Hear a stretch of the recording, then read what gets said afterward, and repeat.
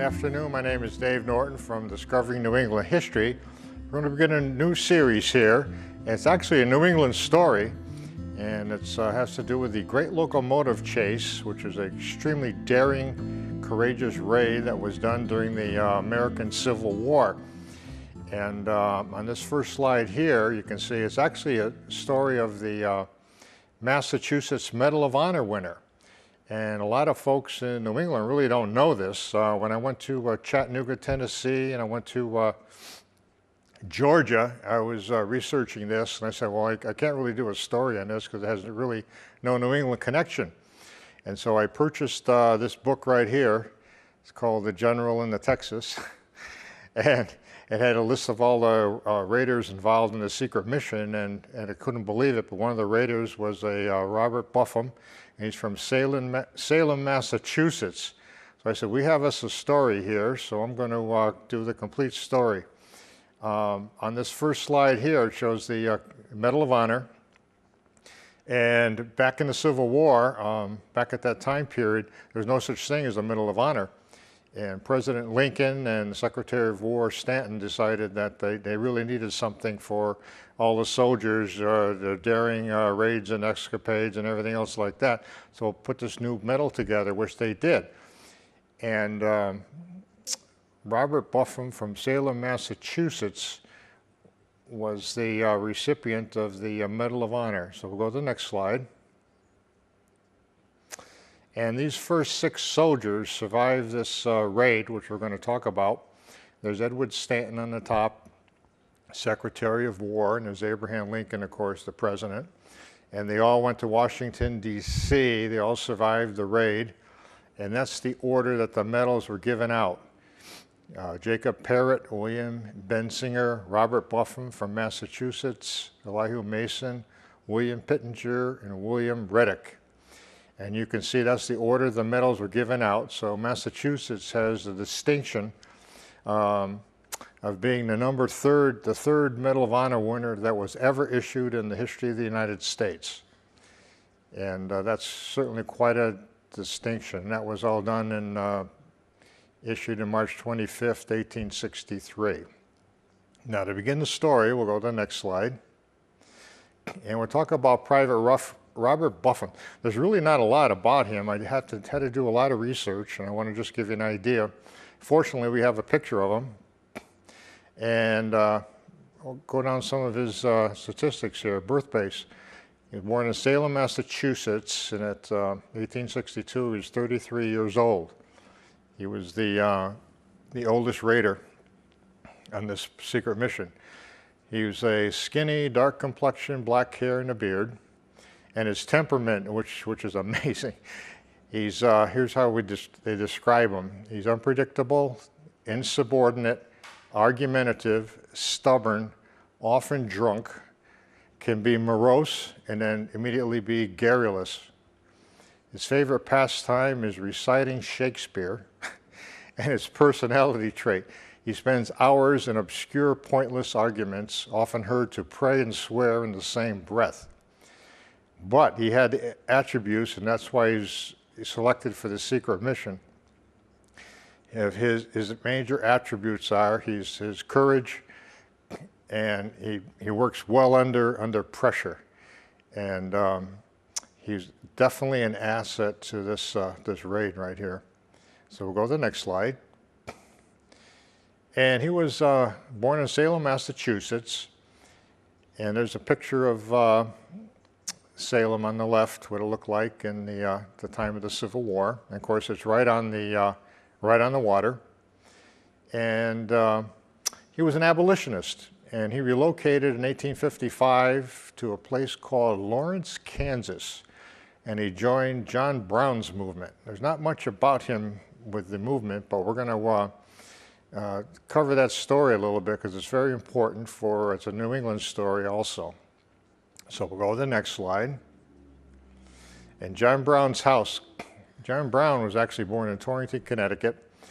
And that's on the left there, that's a picture, an old photograph of his house, which is no longer there. And I visited on the right, I visited the site in Torrington, Connecticut. And that's the site where his house was. So he's another Connecticut, New England story. We'll go to the next slide.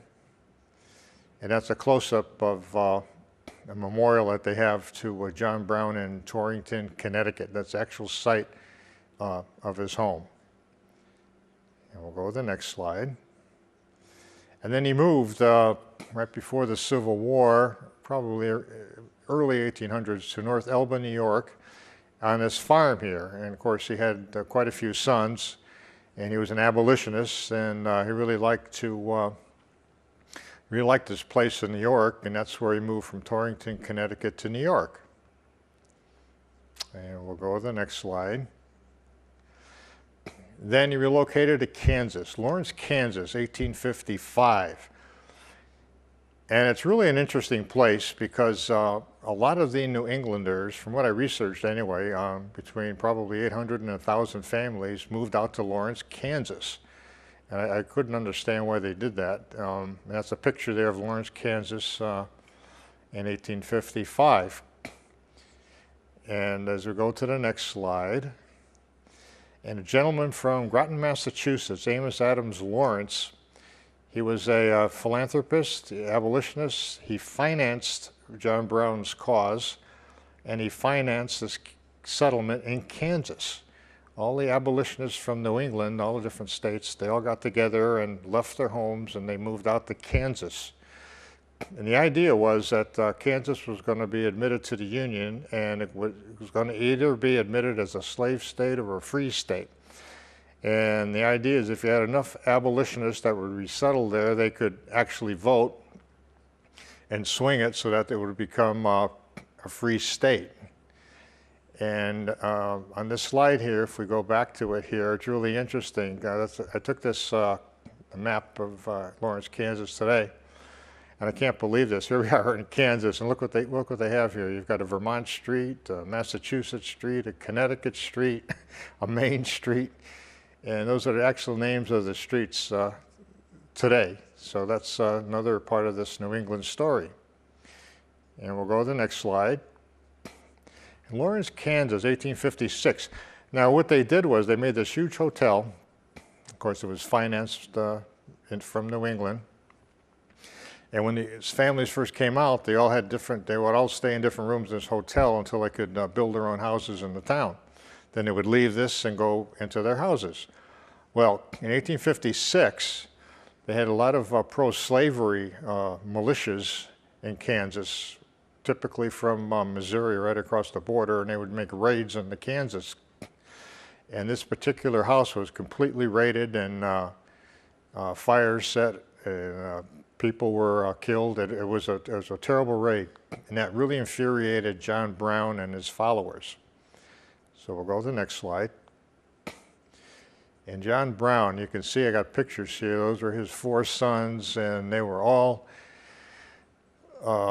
infuriated by this attack, and he decided that action is what was needed. So he had a group, and they attacked all the pro-slavery, different militias that were in different houses all the way around Lawrence and the rest of Kansas. They started quite an uprising here.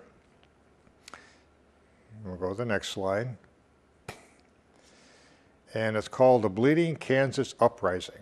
It was really the abolitionists versus the slaveholders. And Kansas was really in an uproar. And here's a New England connection for you. John Brown, of course, that's the famous mural that a lot of folks have seen. He led the uprising from Torrington, Connecticut. And on the right, Robert Buffum from Salem, Massachusetts, he was with John Brown. And on the left, I found this. I did some research here about Lawrence, Kansas, and there's an actual tombstone, a fellow by the name of David Buffum. And you can see that he died in 1856 in Lawrence, Kansas. I don't have a lot of information about that. I'm interested to find out, and that's another research project I'll be doing, if he was Robert Buffum's, if it was his brother or cousin or whatever, because there are quite a few Buffums in Salem, Massachusetts. And that's going to be another research project that I hope to get involved in. So we'll go to the next slide. Now, after the uprising in Kansas, Robert Buffum decided he wanted to enlist in the Union Army. And of course, now he lives out in Kansas, and the closest army where his friends were enlisted was in Ohio. So he enlisted in the 21st Ohio Volunteer Infantry Regiment. And the rest of these four fellows here with him are all Ohio residents. Elihu Mason, William Bensinger, William Knight, and Wilson Brown. And they were all members of the 21st Ohio Volunteer Infantry Regiment. And we'll go to the next slide. And I want to tell you what happens here to give you an idea when this great locomotive chase raid was. It was very early. It happened a year after Fort Sumter. And I just wanted to know how many different battles were actually happened at that point right before this raid happened. Just to give you an idea, this was very, very early in the Civil War. And of course, in the top slide on the left here, Fort Sumter, South Carolina. Of course, that was bombarded April 12th, 1861. And then the first Battle of Bull Run was in Virginia, and that was July 21st, 1861. Then Fort Donelson out west, that was captured by Ulysses S. Grant, that's in Tennessee, in February of 1862. Then in Hampton Roads, the Monitor and the Merrimack, the famous ironclad battle, was in Virginia, March 8th through 9th, 1862. And the only other battle fought up at that time in the Civil War was Shiloh, Tennessee. And that was April 6th and 7th in 1862. So you can see it happened way before all the major battles of the Civil War. And we'll go to the next slide. Now, General Buell, he was overall in charge of all the Ohio volunteers. There were quite a few regiments from Ohio. And he advanced south from Ohio, and he captured Nashville, Tennessee, February 25th, 1862. And that's a picture on the left there of Nashville, Tennessee. You can see it was a railroad depot. You can see the railroad locomotive there, and it's quite a center of activity. And on the right, that's a picture of what downtown Nashville looked back then. Horse and buggy and dirt roads. So General Buell was marching south, and he captured Nashville. So we'll go to the next slide. And I wanted to put together a map because it's hard to follow all of this, and I'm trying to make it more understandable. Union troop movements in 1862. On the left, you've got General Buell. I put highlighted him in green. In the right, General Mitchell, and I highlighted his name, of course, in red. So Buell was in charge of all the Ohio regiments. And you can see on the red, there he is in Nashville, and you follow the green line down with the arrow all the way between Jackson and Corinth, and that's where Shiloh was. So he was split his forces, heading to reinforce Shiloh. And you can see the red line also in Nashville. He split his forces, and he gave the rest of his forces to General Mitchell. And General Mitchell was supposed to take Chattanooga. And the red line, you can see going down all the way down to Huntsville, Alabama. Mitchell decided he wasn't going to take Chattanooga because it could get reinforced really quick by the Confederacy from Atlanta up the train. All the troops can come pouring into Chattanooga. And so he decided instead of going directly on Chattanooga, he was going to go down to Huntsville. And all those black lines of connections, that's what the railroad was. All the different railroad lines back at the time, which was, of course, the lifeblood of the Confederacy. And we'll go to the next slide. And Mitchell's continued march south, and he captured Murfreesboro, Tennessee.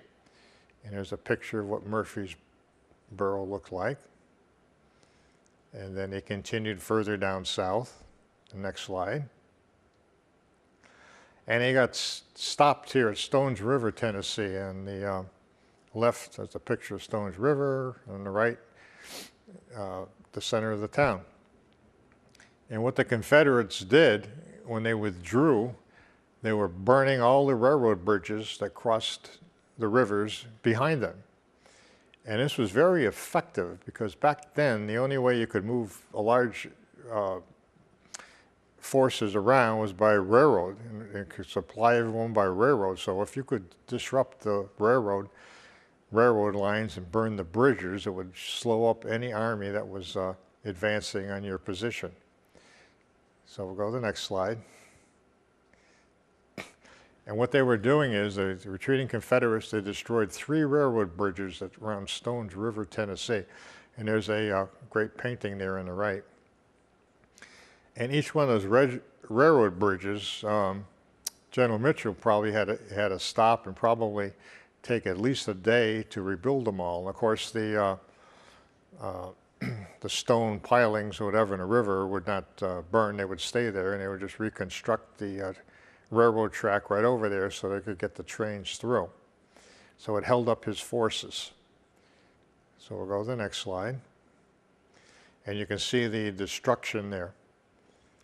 He had to rebuild all these bridges, so he knew the tactic is if you could destroy bridges, you could really stop an army, almost stop an army in its tracks.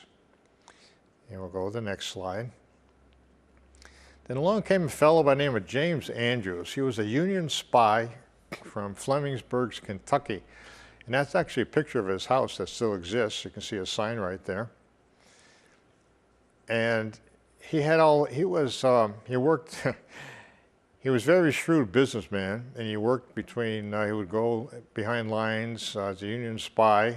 He would go into the Confederacy and meet with all the people, make different business deals, and then go back to the Union Army and then report on train depots and troop movements and whatever. And he would actually bring medical supplies. Quinine was very short back then. And he would bring that to the Confederacy in exchange for all this information. And he was very observant. And he's a key player in this great locomotive chase. So we'll go to the next slide. So Andrews gets through the bridges, rebuilds, and continues on down to Shelbyville, Tennessee. And there's a picture of Shelbyville, Tennessee, what it'll look like. You can see that all the Union troops were there. And they were all mobilizing and getting ready for the next move. And you can see James Andrews is on the left, and General Mitchell is on the right. And this is where they came together. So we'll go to the next slide. And here's the secret Union plan. Andrews came to Mitchell and said, listen, I've been all through the South. I've been through Atlanta. I've been to Chattanooga. I'm from Kentucky, so I know all the Southerners. This is a plan that I think could help shorten the war. So we'll go right down here. Item 1, he said, give me a group of about 20 volunteers from your military. I want them dressed in civilian clothes so they won't be recognized. And they're to travel from Shelbyville, Tennessee in groups of 2 or 3. And secondly, the raiders must travel 100 miles overland on foot in 3 days to reach Chattanooga, Tennessee, which is held by the Confederates. And then the raiders were to board a southbound train 80 miles south to Marietta, Georgia. And then at the same time, General Mitchell's force will capture Huntsville, Alabama. Then the raiders will capture a locomotive at Big Shanty, Georgia. And then the raiders will head 80 miles north, burning bridges behind them. See, Mitchell knew exactly what he was doing here about burning the bridges. At that time, General Mitchell will attack Chattanooga after all the bridges are destroyed. So that was the plan. So we'll go to the next slide. So we'll call this the Union Plan Phase 1, to get from Shelbyville, Tennessee to Marietta, Georgia. And you can see the red, that's where General Mitchell would go. And the green, that's where the forces under James Andrews would go, all the way down to the bottom of the of the grain just above Atlanta, Marietta, Georgia. That's where we would stay in a hotel. That's quite an undertaking, 200 miles behind enemy lines into the heart of the Confederacy. And we'll go to the next slide. And in phase 2, you can see now the arrows are going the other direction. They would be in Marietta, Georgia. They would advance north. You can see from Marietta to Big Shanty to Kingston to Dalton, burning bridges behind them. And then the General Mitchell, would advance from Huntsville going east. And then he would attack Chattanooga, knowing full well that the main Southern Army could not come up by railroad to reinforce Chattanooga. And Robert Buffum, you can see there his picture, was selected as one of the Andrews Raiders. And this is quite a plan. But General Mitchell was very aggressive, and he really wanted to do something. So we'll go to the next slide. So he secretly met with the 22 volunteers, Shelbyville, Tennessee. It was on the dead of night, April 7th, 1862. And I'll read you what he said there. They all gathered around them. It was pouring rain, pitch dark. And this is what he told them all. Boys, we're going into danger, but for results that can be tremendous. If we burn those bridges, General Mitchell can take and hold Chattanooga, but we'll have to be prompt. The last train from Marietta, Georgia, leaves Chattanooga at 5 in the afternoon. Be sure to catch it not later than Thursday. I'll be either on it or an earlier one. Goodbye till then. So you can see Robert Buffum was there with James Andrews. And it was interesting. James Andrews told, it was said in the research that he spoke to Robert Buffum, and he said, "You're the only one that's not from Ohio. I understand you're from Salem, Massachusetts." He said, "When we get on this train undercover," he said, "don't talk to anyone. They'll know your accent," which is kind of an interesting point of history. So we'll go to the next slide. Now, Andrews was very smart. Of all the soldiers in the higher regiments, he wanted locomotive engineers because they would have to be able to take this train and operate it. So 3 actually worked for the Ohio Railroad: Martin Hawkins, William Knight, and Wilson Brown. And they were very, very excellent mechanics, and picked the right people at the right time. So they went along with Andrews Raiders. And we'll go to the next slide. Now, crossing the Cumberland Mountains, I took a picture here. And of course, these pictures look like it's a nice, bright, and sunny day. It wasn't. It said it had rained for 10 straight days. And they had to move on the cover of darkness in groups of 2 and 3 so that they wouldn't be detected. You couldn't move all 22 all at once. And overnight, they had to sleep in different barns. You can see one of the barns there over on the right. If there were friendly folks there, maybe they would feed them. Whatever, they had to travel on foot 100 miles in 3 days to make it to Chattanooga. And it was certainly quite an undertaking. And they went undercover, and the idea was, Andrews told them, he said, Andrews was from Flemingsburg, Kentucky. And he said, if anybody asks you, you're from Flemings, Kentucky, and you're heading south, and you want to join up with the Confederate Army. And he said, that's going to be the story for that you tell anybody else. And they did that, and a lot of the folks that owned the property or whatever let them in their barns, and they were happy that the South was going to get some new volunteers.